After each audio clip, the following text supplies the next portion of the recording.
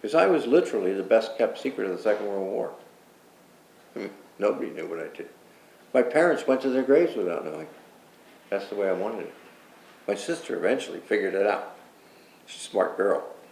Plus, she went to Ernest Lawrence one day, and Kostakowski maybe was standing by, but she said, "What is it that you scientists are always talking with my baby brother? What is it that he knows or talks to you about that?" Lawrence said, "Calma, calma, you know, this is it." He said, "He reminds me of me when I was a kid." You know, and Jan had to walk away and accept that because it sounded right to her. So she didn't ask me until much later, you know, whether it was really centered around all this. And I said, "Oh, it's worse than that, sis. I was a core mathematician on the Trinity test in '45. I said, "But you'd find out eventually, because you're a bit of a sleuth, I know you." And she said, "Well, you're right. I've been bothered all my life with this, because I knew that you were doing things that you couldn't talk about, or wouldn't talk about, or both." And she said, and I kind of felt left out. I kind of felt left out. And I could hear it in her voice. And I said, "Well, you were left out for a reason." And I told her what Loomis did. I did not show her the magnifying glass.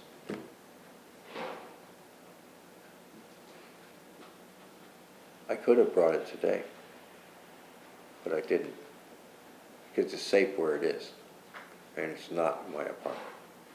I still have it. And it's a Bakelite, therefore dated. It's the real thing. It's what I used in Morton Pennypacker's study. Because that's where I completed those drawings. That's where I completed the drawings. It was the only safe place. That's right, East Hampton Library. His wife was the head librarian. She had the say. And of course she protected her husband and his belongings and everything else.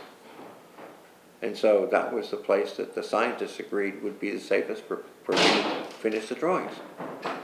I had done baseline drawings in the Clinton Academy, just up the street a little bit. I also did a whole bunch of copies of Sailor's Scrimshaw and things of this nature that the museum had. I did copies of sailing ships. I did all kinds of stuff like that. Don't ask me how, but always with that same magnifying glass in my hand. And when Loomis scratched it and gouged it all up, I don't know what he used for a tool. It was sad, but I kept it. I still have it, as I said, and I could have showed it. I could have come with it today, but I didn't want to take it from where it is. And it's safe. But I mean, this, really, I mean, this is the end of the line for them. Yeah. Because every foot. And how easy was it? I wouldn't say it was duck soup, because they wouldn't want to do that to any duck. But anyway, the point is that it was easy enough. I simply took the position that Venus was up here as the face. And if that were true, I would have to go to my reading of the velocity of light, which very early, I was again 5 years old. I didn't know any better. I think that's a lot of it right there. And I would receive these transmissions without knowing what to do. But I saw this thing and I said, well, Venus is the brightest thing in the heavens besides the sun and the moon. And sometimes she's even brighter than the moon. Because the moon can get dull from time to time, and Venus is almost always bright. And so I thought, well, if it's a velocity of light figure and all they have is 186,000 miles, nah, that's not right.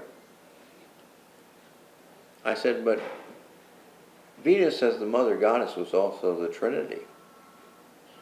Before it became this Father, Son, and Holy Ghost or whatever. That was rubbish. That was a makeover, a macho makeover as usual of something. It was the goddess's province. She was the morning star, she was the evening star, and she was Venus proper. Yeah. Leave it up. That's it. You know, stop all this other stuff. You know, but the Catholic Church, well, I was a Catholic, so I know all too well.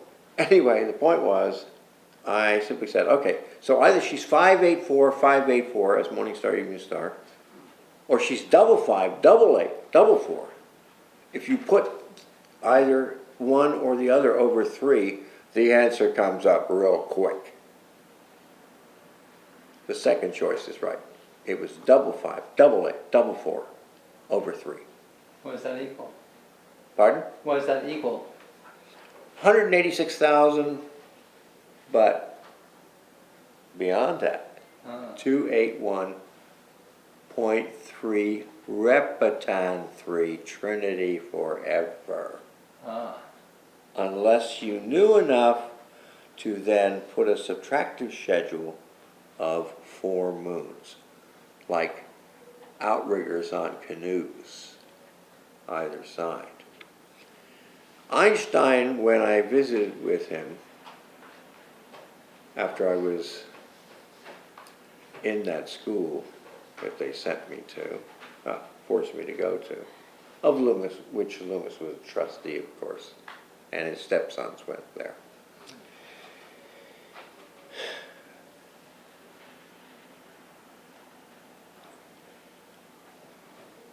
When I got there with the priest and the rabbi, who were friends, and they were both interested in science, tremendously so, and that was the basis for their friendship. One was a Catholic priest, the other was a rabbi. Both of them very young. I wouldn't go see Einstein when Lawrence wanted me to. No, I didn't want to go see him at all. He was a great man. No, no, no. But when this rabbi had a friend, excuse me, had his uncle rather, who was a friend of Einstein's, or an acquaintance at least, in some regard, that the invitation came that way, I sort of couldn't refuse these two very genuine people within their different faiths coming together.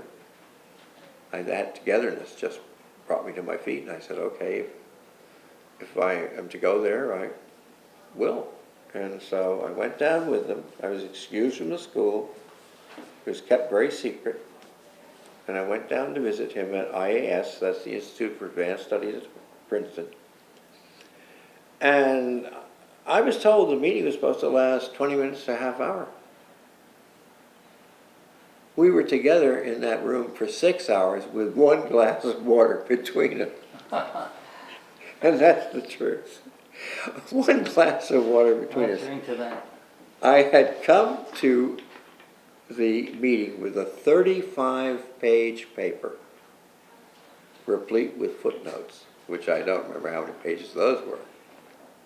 He said, well, the main interest I have here in the moment is your velocity of light. Put it on the board, if you will. The moment I put double 5, double 8, double 4 on the board over 3, he said, you don't have to tell me what you did. I know. And they couldn't have done it without you. They could not have done it without you. So he knew about it. Yeah. He said, I had a forecast of this paper, and he said, actually, I already had some abstracts from it. But the velocity of light was not one of them.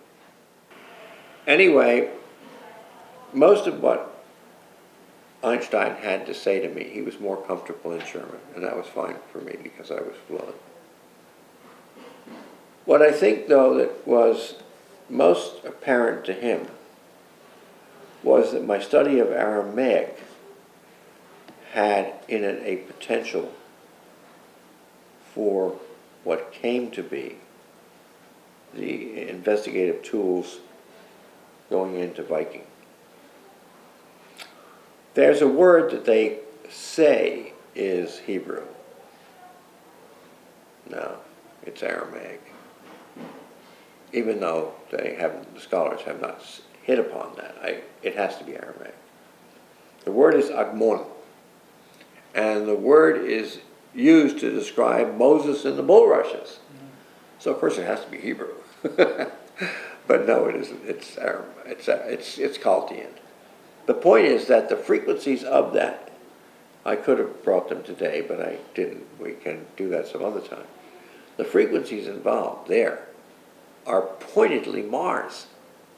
You couldn't miss it. You got 780, you got 26 for iron. You've got exactly what was produced in, I made no mention of course, at the time, but in Nearest that you mentioned, it's exactly that same frame. Well, Einstein, when he saw that, he said, so the story itself is a way of preserving the idea that the cattail reed was not only related to what was used by the scribes to write. It was also because these are, how tall did you say? I said on average about 2.5 meters. He said, well, it'd take two of me, but or something like that. But he said, so you're saying that those common reeds that grow in the swamps, which backs up the story of Moses and the bulrushes, that is actually not only related to the scribes, but it's also the unit of measure. I said, yes, and I suspect there's a site northeast of Mexico City called, by the Spaniards, because they had tin ears, Teotihuacan, but it's Teotihuacan, really. And I said, I suspect very roundly, because that means cattail reed in a sense, that it's also referred to as Nazareos. He said, what, Nazarene? I said, that's correct. He said, but how could that be? And I said, well, Dr. Einstein, it comes from the fact that it was the Basque engineers that gave rise to that great complex. And they used to wear a scapula, more or less, I don't have it right here, but which represents this site. Much like priests wear scapulas now, but this was devoted to the goddess. And that's what the summary of those numbers are. He said, explain. So I launched into what I considered to be the model of what was on Mars, focused on a particular latitude, which was 4087. And I gave him my reasons for it. And he said, and you say you've seen this. I said, yes, sir, I have. And you've seen it in two conditions. Yes. One, beautiful beyond description. The other, damaged. But let me use the word selectively, because I think it applies. And these were nuclear strikes from the air. The other that was in great abundance was the destruction just done by the runaway condition of climate in the collapse of the atmosphere. So you have great piles of sand, you have wind blowing everywhere, and you probably have the onrush of water in various streams or with rivulets in the stream that came from such powerful destruction when the atmosphere collapsed. And he said, what are you telling me? I said, well, I guess I'm telling you that my life is probably going to be taken up with trying to make people aware that it's going to happen here. If we don't put these nuclear things away, doctor, we've got to put them away. And we've got to try to survive. Man is about the only creature I know of that actively fouls his nest. For what purpose? Everywhere you look. Everywhere you look. He said, I agree with you, little boy, but you know something? If you keep talking like this, you'll never reach manhood. They'll kill you. Because you know what you know. And they don't want you to say what you know. I said, well, sir, we've just come out of a war.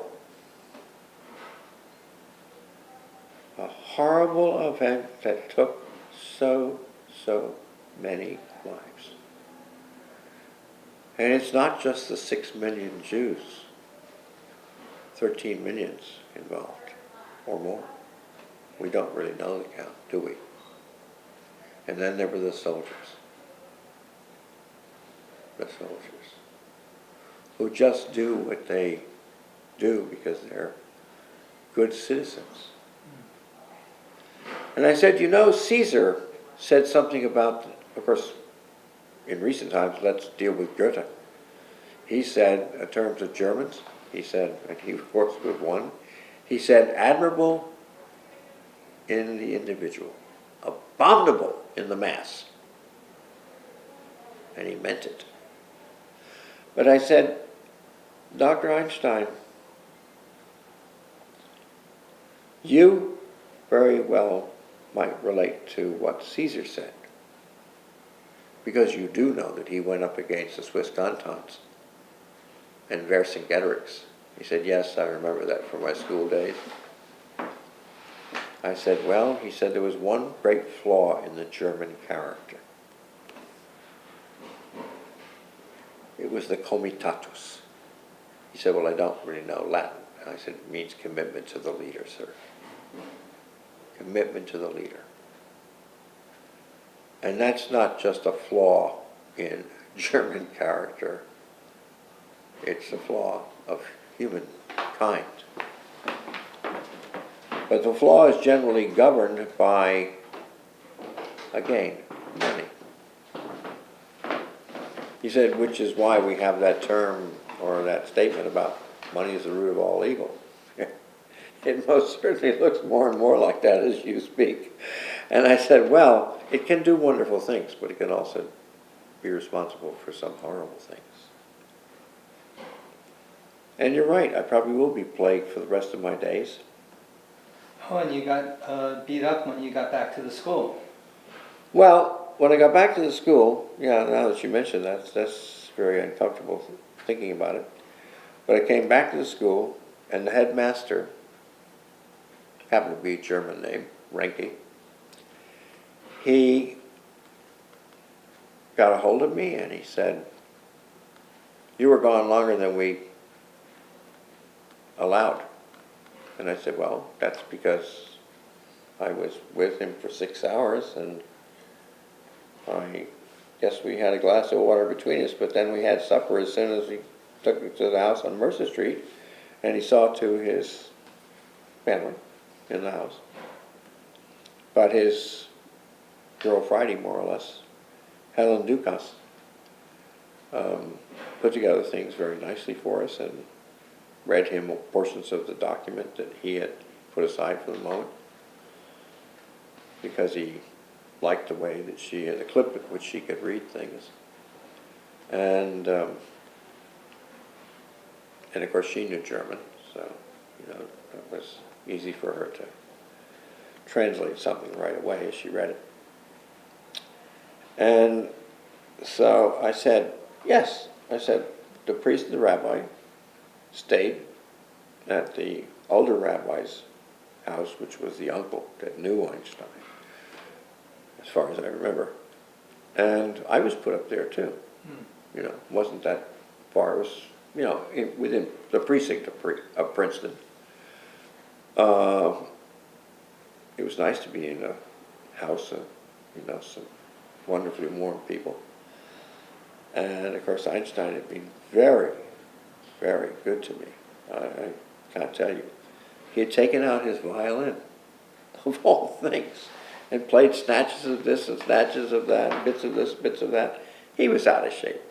But the spirit of the man, you knew music was in his heart.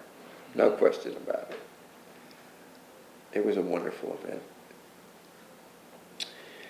And he was just so generous. I remember, too, that he had a little poem he had made up in English, and he was quite determined to say it. Actually, he handed me a little card that he had written it out.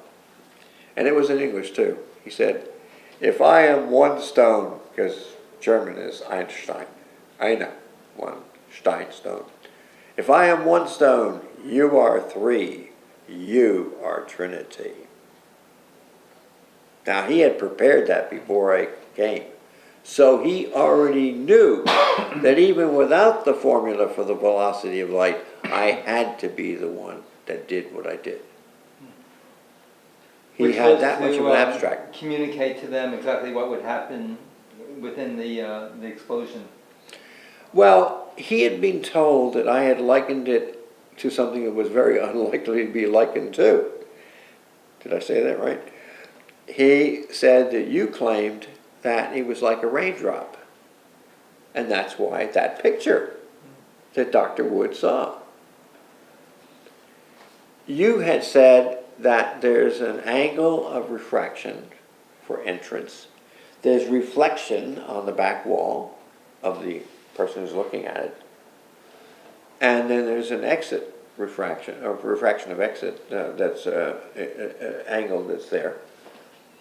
And that the whole thing could be expressed as refraction, reflection, refraction, explosion, implosion, explosion.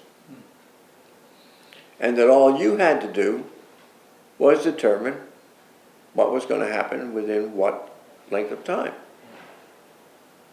And you said that your experimentation with the atomic weights involved, regardless of quantity involved, or irrespective of quantity,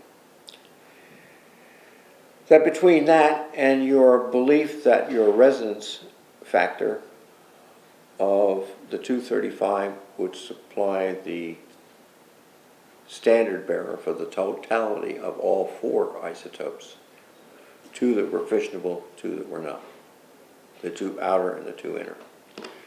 So you said these things, and it was reported to me that you also did it against the velocity of light, which wasn't there.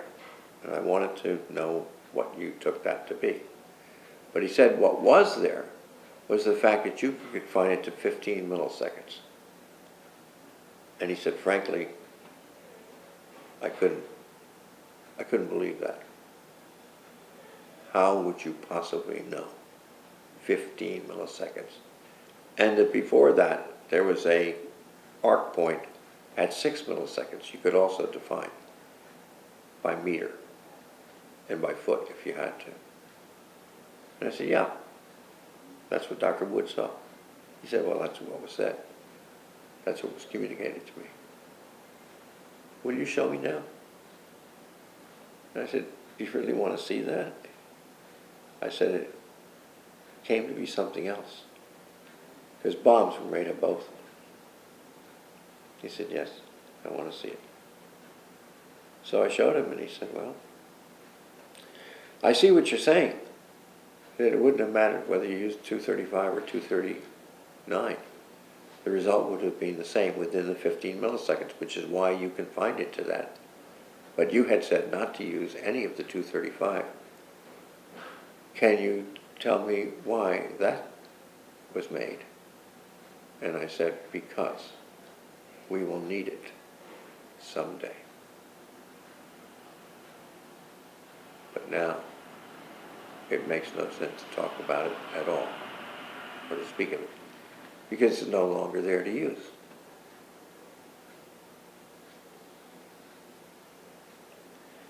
And I said, you know, we're just a very foolish species. You know? Now, having said that, I will return to the matter of what happened in the school. I came back. Mr. Renke told me to report to his office. The problem was the study hall bell had rung, and we're supposed to be in our seats. So I had waited at his office. He didn't show up. I waited and waited and waited.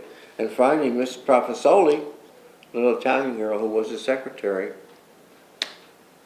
she said, you better get to your seat. I'll tell him that you waited. That wasn't good enough. She could tell him whatever she wanted. He wanted me to wait there regardless. But he could break the rules, but not me.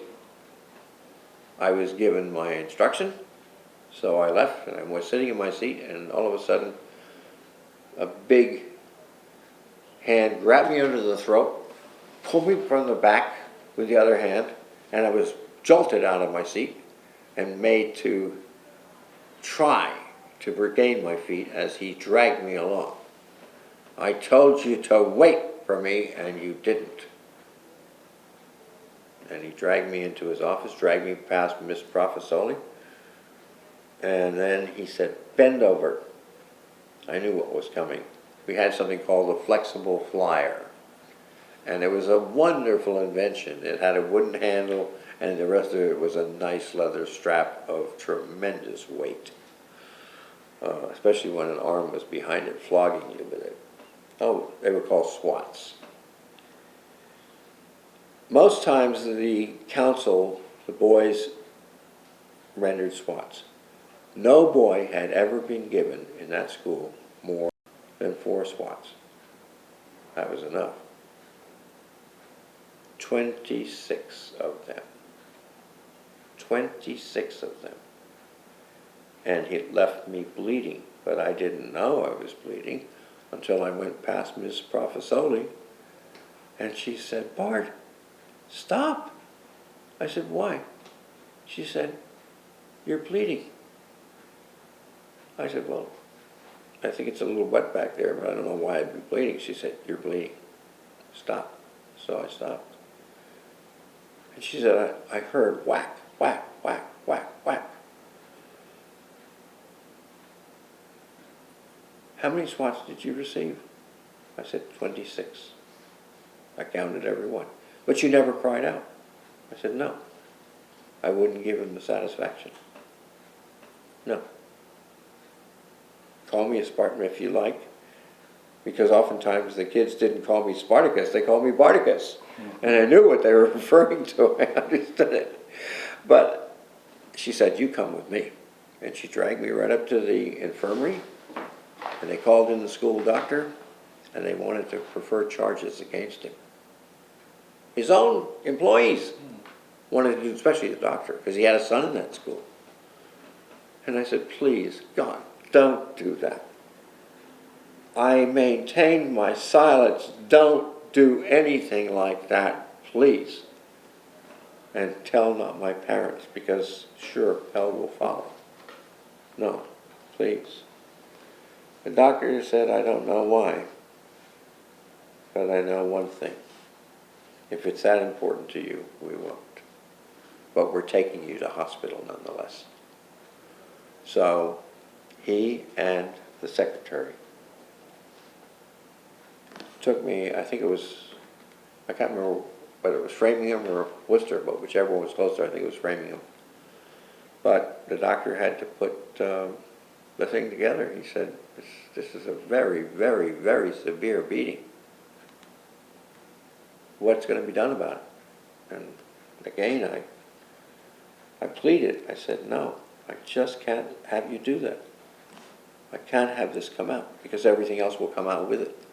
And I can't permit that. And of course, what I feared for was never mind myself, but I feared for my family's life. Because I thought Loomis would keep his word, or at least the word he'd given me. And how do you tell a 10-year-old at that point even, I was 10, beaten or otherwise, that, oh no, that's not going to happen. You can't tell somebody like that, something like that. Because I saw the evidences of how rageful he could become. So I just bore with it. But I bear the scars, you know.